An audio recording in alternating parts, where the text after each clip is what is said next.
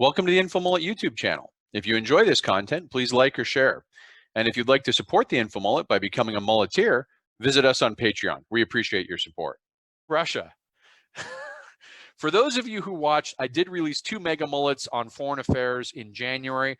Maybe it was January and February. I don't know. One was on Iraq, one was on Russia. And with Russia, what's going on is there's these protests that have gone on that have been occurring in the last, so February 2nd is I did the mega mullet. That was the second weekend of protest.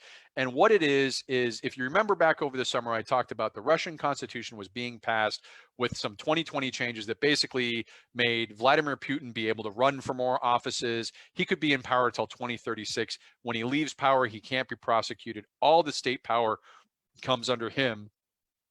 Opposing that constitutional referendum last year was someone named Navalny, who is a blogger that has also been, like, he ran for mayor. He's been a very successful blogger.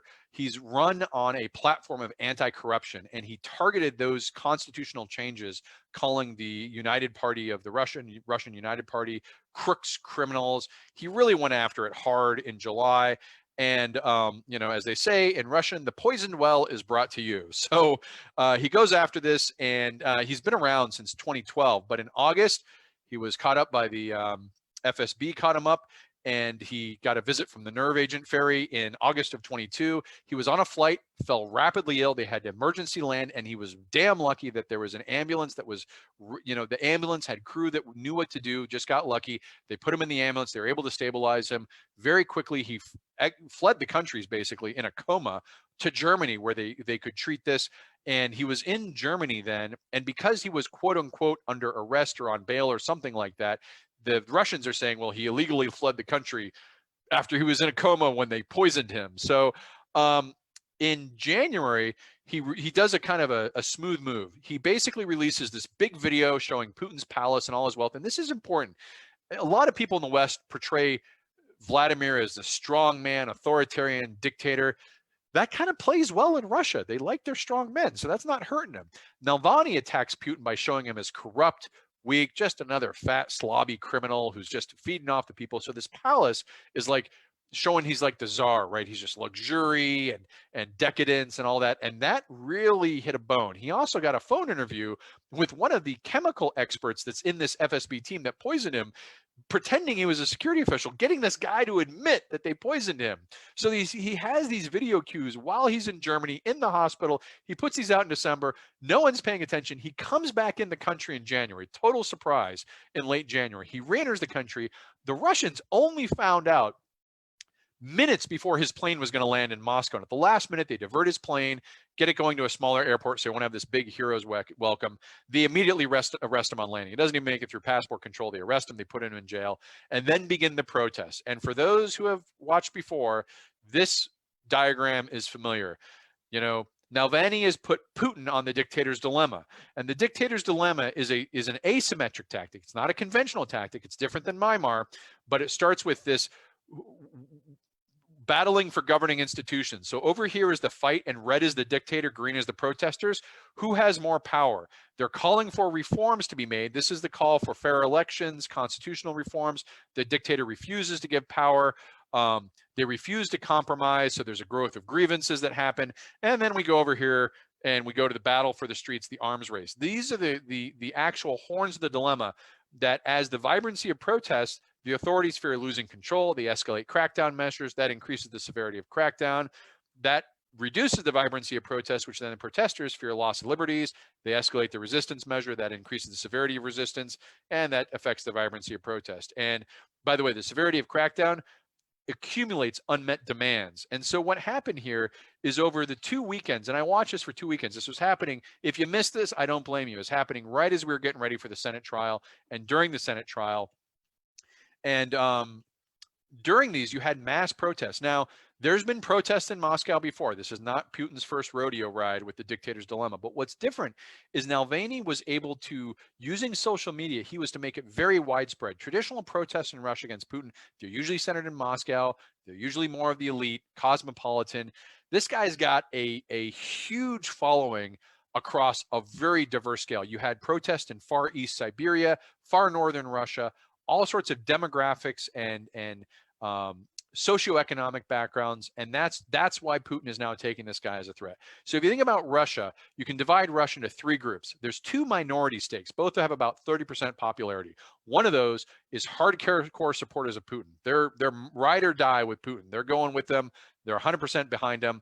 That's 30%. The opposition, Navalny, has 30%, right? So, maybe 25, 30%. Neither of them have a majority. In the middle is this much larger block. They're fairly apolitical, and it's a group that's engaging in what's called calculated legitimacy. Calculated legitimacy is a group that says, we don't necessarily agree with Putin, but for our own strategic interest, we're going to align with them. And where they go, Russia goes. So the fight right now is over that middle calculate. So Myanmar, this is a mass mobilization. The entire society is coming out. What's happening in Russia is you have the authorities and Navalny maneuvering around each other with these protests to try and sway that middle block. And if they can sway the middle block, the thought is that might lead to a collapse. Now, a collapse in Russia is not a collapse like you see in the Arab Spring or something like that. It's going to be much closer to a Soviet Union style collapse, a fracturing of the elites. The elites that support Putin are oligarchs, powerful people in the military, the intelligence services. When he put in place this constitution, he banned some of those oligarchs from ever running for office. So some of the oligarchs have a knife to grind, and they're using Navalny. There's a suspicion that they're using Navalny, and they're kind of backing him to keep him popular. Now, it's key to know that Navalny himself, in the West, we tend to say, well, it's a little guy going up against a dictator, great guy, good. Navalny himself, the jury's still out. He's more of a populist nationalist than he is a Boy Scout carrying, Western liberal. So you got to be careful here. It's less that you're seeing, it's not like a progressive versus a conservative. It's more like a little less to the right conservative against a really far to the right conservative. So there's some question about what Navalny's nationalism is. He's anti-immigration. He tends to be xenophobic. In some of his statements in the past, these questions have come up. He says he's turned a corner. If he's going to mass, the question is he trying to play to this base to get support there to mobilize? Is that his true beliefs himself? So you got to be careful that having Navalny come in over Putin may not in itself be a great thing. We don't know what his governing style is going to be, but he's pushing for fair elections. That's his main goal. It's hard to argue with that. And as these crackdowns, you would see these pictures come out where the Russia would crack down, and it's shifted the conversation from what Navalny's politics are to the oppression of the Putin regime, which is exactly what you want to do in the dictator's dilemma. Whatever the original argument is, that's the original ideological argument. When you force the dictator to crack down on you violently, then the violence becomes a discussion. And you've seen the dictator's dilemma. I've shown it before in the Battle of Lafayette Square. I've shown it in Hong Kong. I've shown it a couple times. And it's whenever you have violence in a situation, it tends to erase the differences other than you were violent towards me or you weren't. And this is also a crucial time for Putin. He used to be, Putin dominated 21st century politics up until about 4 or 5 years ago. And at that point, he's kind of now the sick man of Eurasia. And you can see that he's gone up against Turkey 3 times and lost. Turkey used to be an ally of Putin. Now Erdogan's like, I don't need you. There's been 3 proxy wars. Russia behind Putin has lost all 3: Libya, Armenia versus Azerbaijan, and Syria, where Turkey carved out a huge swath. Russia's been on the losing end. Their mercenary group, the Wagner group, is having a hard time exerting itself. This is like how this was kind of like the Blackwater of Putin. They would use this mercenary group to intervene in Mozambique and other areas and have plausible deniability. This group has a losing streak that would put the Jaguars to shame. So they're not doing great. And, the economy is not doing well in Russia. The ruble's got mass inflation. Kleptocratic regimes like Putin's, where they're basically enriching themselves, they tend not to do well. They had this oil shock where Saudi Arabia punched him in the nose, gave him a bloody nose with the oil shock, where for a bit there, oil went negative in price. They didn't fare well on that.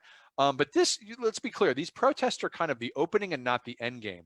They're already morphing in style. That dictator's dilemma, where they're innovating their resistance measures. The latest, every weekend they're doing this new kind of protest. The latest was to hold up your cell phones as flashlights. And it's amusing how this works. Navalny's pretty savvy here. He spread this wide, hold up your cell phones as flashlight. And everyone's like, oh, that's a dumb protest. What's that going to mean? And some people did it, but not a lot. But Putin flipped. The Russian media, because the Russian state media, the television is a monopoly controlled by the government. They went all out. Do not put your cell phones on flashlight. Do not use flash. I mean, they overreacted. And that kind of was the point. It wasn't necessarily, it's a way of tweaking the dictator without risking your supporters every week to get arrested. The goal here is the parliamentary elections that are coming up in 2021. By September 2021, there's got to be new parliamentary elections for the Duma. That's where Navalny's aiming. He wants to put in place reforms and get as many people elected in that Duma as possible. Now, even then, they won't have much power because of this new constitution, but they'll at least have some piece of the Duma. And if that's the case, the guess is that Navalny is going to run against Putin in the next presidential election, which comes up 2024, I think. So that's the background on Russia. Thanks for watching the video. Hope you enjoyed it. If you'd like to follow the InfoMullet, visit us on Facebook or Twitter. And if you'd like notifications when we post new video content, click on the red subscribe button below the video. If you've ever wanted to become a mulleteer and support the InfoMullet, visit us on Patreon. We appreciate the support.